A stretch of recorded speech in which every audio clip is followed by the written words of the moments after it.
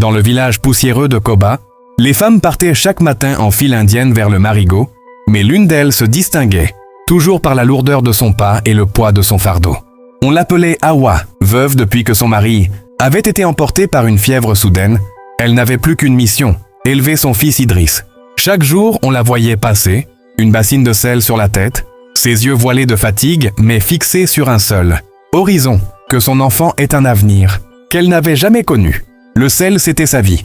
Elle en achetait en petite quantité, le revendait au marché, parfois au prix d'interminables discussions pour quelques francs. Ses mains étaient blanchies par les cristaux, sa peau asséchée par le soleil et la poussière. Mais Hawa ne se plaignait pas.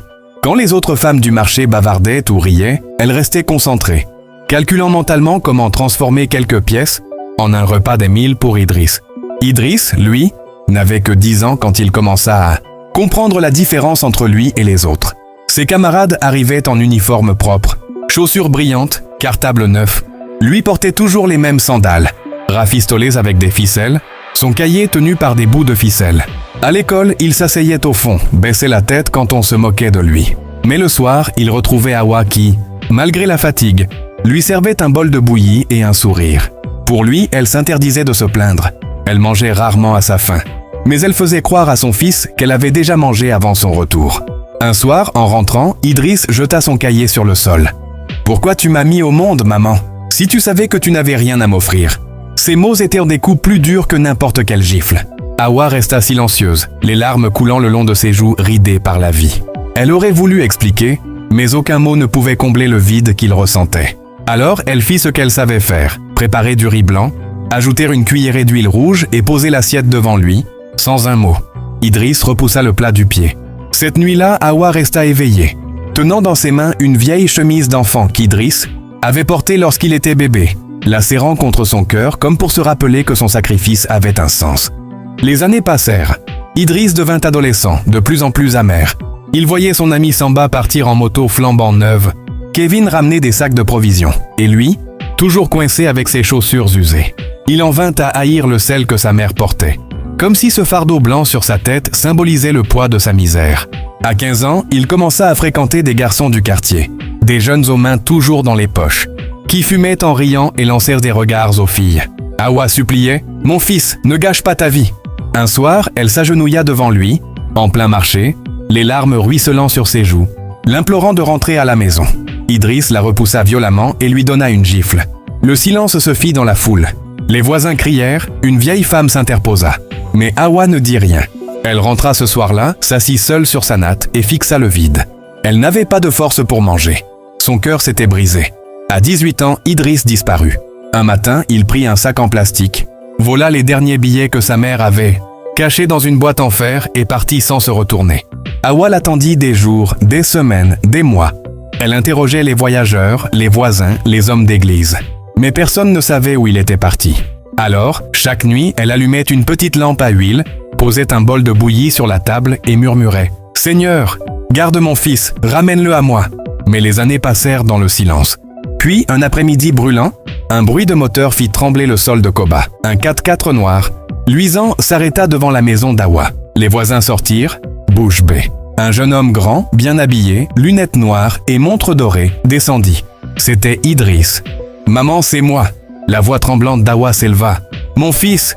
Elle courut vers lui, l'enlaça, ses larmes coulant sur le pagne usé qu'elle portait. Idriss rit, dévoilant ses dents blanches. « Je ne t'ai pas oublié, maman. Je voulais juste aller chercher l'argent. » Du coffre, il sortit des sacs de riz, des cartons de nouilles, des vêtements neufs, et posa une liasse de billets dans ses mains tremblantes. Hawa tomba à genoux. « Mon Dieu, tu as entendu ma prière !» Ce soir-là, pour la première fois, Idriss cuisinait. Il posa un plat devant elle. « Maman, mange! C'est moi qui t'ai servi. » Elle pleura en prenant la première bouchée. Chaque grain avait le goût de l'or. Toute la nuit, elle resta éveillée, serrant contre sa poitrine les habits et les chaussures neuves qu'il lui avait offerts. Elle souriait enfin. Mais le lendemain matin, un silence étrange enveloppait la maison. Hawa ne s'était pas levée pour balayer. Elle n'avait pas allumé le feu. Une voisine entra et la trouva étendue près de la cuisine, de la mousse blanche sortant de sa bouche, ses mains tendues comme si elle avait cherché à attraper quelque chose. Elle était morte dans la nuit. Les cris déchirèrent le village. Quand on annonça la nouvelle à Idriss, il resta impassible. Aucune larme, aucun cri, car la vérité, lui seul la connaissait. Quelques jours avant son retour, il était allé voir un devin dans un hameau isolé. L'homme lui avait dit « Si tu veux devenir riche, offre un sacrifice de ton sang. Quelqu'un qui t'aime inconditionnellement. » Idriss avait hoché la tête. Le sel qui avait usé le dos de sa mère serait la clé de sa richesse. Et cette nuit-là, Hawa avait payé le prix. L'enterrement d'Hawa fut le plus grand que Koba ait jamais connu. Idriss engagea un DJ, fit tuer un bœuf, offrit des boissons à tout le village. Les gens, médusés, disaient « Voilà un fils qui honore sa mère ». Ils ne savaient pas que la fête n'était pas pour elle, mais pour lui. Idriss ne pleurait pas. Il célébrait la monnaie d'échange qui venait de lui ouvrir la porte de la fortune. La cour était pleine, les chaises manquaient, les danses s'enchaînaient. Le corps d'Hawa, qu'on avait connu courbé sous des bassines de sel, recevait des honneurs dignes d'une reine. Mais une vieille femme assise au fond resta silencieuse. Elle fixait Idriss longuement, sans applaudir, sans sourire. Puis elle partit avant la fin de la cérémonie. La nuit suivante, alors que tout le village dormait, Idriss s'approcha de la tombe fraîche, encore couverte de fleurs et de sable rouge. Il se tint debout devant elle, une bouteille de whisky à la main. Le vent soufflait, la lune éclairait la terre retournée. Il se mit à rire doucement. « Alors c'est comme ça que ton histoire se termine ? Vieille femme, mère des souffrances. Tu finis seule dans ce trou. Tu étais un poids sur ma route. Même pas un sac d'école tu pouvais m'offrir. Mais aujourd'hui, enfin, tu m'as été utile. Très utile. » Il cracha sur la tombe, leva sa bouteille et murmura « Merci maman. Merci d'être morte au bon moment. » Ce soir-là, Idriss rêva. Il se voyait debout au milieu du village, jetant des billets en l'air, acclamé par la foule. Mais soudain, le ciel s'assombrit. Ses jambes refusèrent de bouger.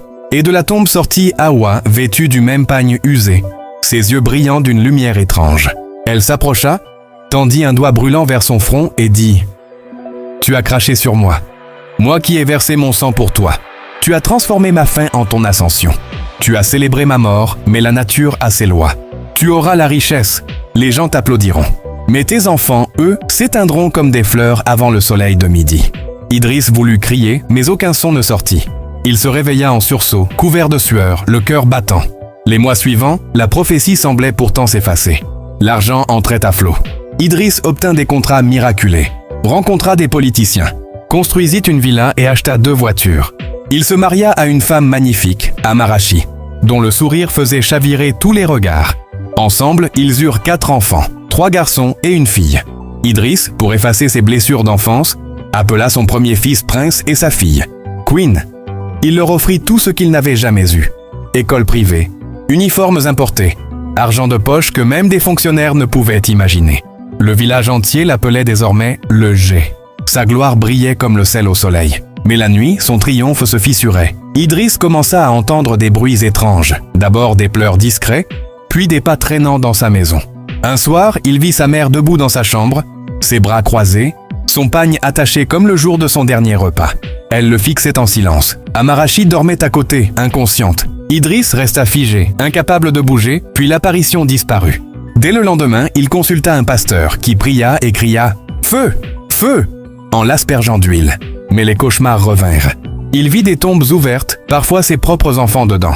Les cris de sa mère résonnaient, ils n'atteindront pas la vingtaine. Idriss se mit à surveiller ses enfants comme un prisonnier surveille ses geôliers. Ils dormaient tour à tour dans leur chambre, vérifiaient leur souffle, leur température, leur repas. Ses enfants, troublés, disaient « Papa, je vais bien ». Mais lui vivait dans une peur constante. Le succès professionnel continuait. Il passa dans les journaux économiques, inaugurait des immeubles, posait en photo avec des ministres. Mais la nuit, ses oreilles bourdonnaient, son cœur s'affolait. Il buvait seul, marmonnant. « Peut-être que je peux acheter du temps. Peut-être que je peux sacrifier autre chose. » Mais aucun dieu ne répondait. Le compte à rebours avait commencé. Et il tomba. Le premier choc survint avec Prince. À 20 ans à peine, son héritier s'effondra dans son sommeil, la bouche entr'ouverte comme s'il avait voulu dire un dernier mot. Idriss ne cria pas. Il resta assis, répétant doucement « Déjà un de moins ». Quelques mois plus tard, Shizon, son deuxième fils, s'écroula en plein sport à l'école. Diagnostic, problème cardiaque. Amarachi hurla sa douleur, mais Idriss resta de marbre, les yeux vides. Le rire avait quitté la maison. Le silence s'installait, oppressant. Les murs semblaient s'imprégner de deuil. Amarachi, soupçonnant son mari, décida de protéger les 2 enfants restants. Elle fit ses valises en secret. Emmena Queen et Mike loin de la maison, laissant seulement une note. « Je ne peux plus regarder mes enfants mourir. Ne nous cherche pas. Quand Idriss rentra et lut le mot, ses mains tremblaient. Il tomba à genoux, les larmes coulant sur ses joues. Quelques jours plus tard, son entreprise prit feu mystérieusement. Tous ses contrats s'évaporèrent. Les rumeurs s'envolèrent, il a sacrifié sa mère. Les clients disparurent, les partenaires le fuirent. Le nom d'Idriss ne brillait plus pour sa réussite, mais pour sa chute. Puis un matin, Idriss vit sur les réseaux une photo, Queen était morte. Amarachi ne l'avait même pas appelé. Il trembla, s'effondra sous la pluie en rentrant chez lui. Ce soir-là, Hawa revint dans un rêve. Elle dit simplement « Il te reste encore un fils ». Idriss se réveilla en hurlant. Son corps maigri, sa maison vide, les murs imprégnés de poussière et de silence. Sa fortune était partie, ses amis disparus. Il se mit à implorer Dieu, ses enfants, sa mère. Mais les échos répondirent seulement par le bruit du vent. Puis vint l'appel d'Amarachi. « Mike ne parle plus. Tous mes enfants sont partis. C'est de ta faute. Je ne te pardonnerai jamais. » Idriss s'effondra, paralysé d'un AVC, cloué au lit. Idriss ne contrôlait plus son corps. Étendu sur un lit trop grand pour lui, il fixait le plafond, la bouche entr'ouverte, les yeux noyés de regret. Les jours passaient dans un silence pesant. Plus personne ne venait le voir, sauf son ancien gardien, revenu par compassion. Cet homme, qu'il avait autrefois humilié en lui lançant des ordres comme à un chien, lui donnait désormais à manger à la cuillère. L'aidait à changer de position, lavait ses draps souillés. Chaque geste de bonté lui rappelait l'amour d'Hawa, celui qu'il avait méprisé. Mais c'était trop tard. Sa villa, autrefois pleine de vie, n'était plus qu'un mausolée. La poussière recouvrait les rideaux, des rats couraient dans les coins, et chaque pièce murmurait un souvenir de ceux qu'il avait perdus. Certaines nuits, il parlait seul, ses mots confus. Prince, Chizon, Queen, Mike. Puis il appelait sa mère comme un enfant apeuré. Dans ses cauchemars, il revivait la gifle donnée à Hawa, le crachat sur sa tombe, le rire amer devant son corps froid. Le sel revenait sans cesse. Il se voyait englouti sous des sacs blancs, noyé par une mer de cristaux qui lui brûlèrent les yeux. Au matin, il ouvrait les paupières trempées de sueur, incapable de bouger ses bras pour essuyer ses larmes. Sa seule compagnie était sa culpabilité. Un jour, d'une voix tremblante, il demanda à son gardien « Emmène-moi au village, à la tombe de ma mère ». L'homme hésita, mais finit par accepter. Ils prirent un vieux taxi cahotant, traversèrent des pistes poussiéreuses. Le vent fouettait le visage amaigri d'Idriss, ses yeux rouges fixés sur l'horizon. À leur arrivée à Koba, le village était méconnaissable pour lui. Les enfants qui jouaient le regardaient avec curiosité. Lui, l'homme qui avait autrefois distribué billets et promesses, revenait maintenant comme un fantôme vivant. Le gardien le fit porter jusqu'à la tombe d'Hawa, simple monticule de terre entouré d'herbes folles. Idriss insista pour rester seul. La nuit tombait. Le vent soulevait la poussière, la lune éclairait faiblement le terrain familial. Allongé devant la tombe, il pleura, ses larmes se mêlant à la terre rouge. « Maman, pardon, j'ai méprisé ton amour. J'ai tourné le dos à celle qui m'a nourri, qui a sacrifié tout pour moi. Je comprends maintenant. Le sel que tu portais n'était pas une honte. C'était ta couronne. » Sa voix se brisait. « Pardonne-moi, je t'en supplie. » Le temps passa. 1 heure plus tard, quand le gardien revint, Idriss avait les yeux fermés, le visage apaisé. Sa bouche entr'ouverte laissait échapper un dernier souffle. Il était mort là, devant la tombe qu'il avait insultée autrefois. Le village l'enterra sans grande cérémonie, à côté d'Hawa. Pas de musique, pas de foule, pas de discours grandiloquent. Juste le bruit du vent, le chant lointain d'un coq et la terre qui recouvrait son corps. Les vieilles femmes du village murmurèrent « On ne crache jamais sur la main qui nous a nourris ». Et dans le silence, le sol de Koba sembla retenir une leçon éternelle. Ce que la pauvreté n'avait pas brisé, l'ingratitude l'avait détruit. Un soir, après l'enterrement, un enfant du village passa devant la tombe. Il s'agenouilla, prit un peu d'eau du puits et nettoya. Les traces séchées que la terre conservait encore, comme un écho du crachat d'autrefois. Puis il murmura « Repose en paix, Mama Hawa ». Et la lune, haute dans le ciel, éclaira doucement le monticule de terre, comme pour dire que le cycle était enfin terminé.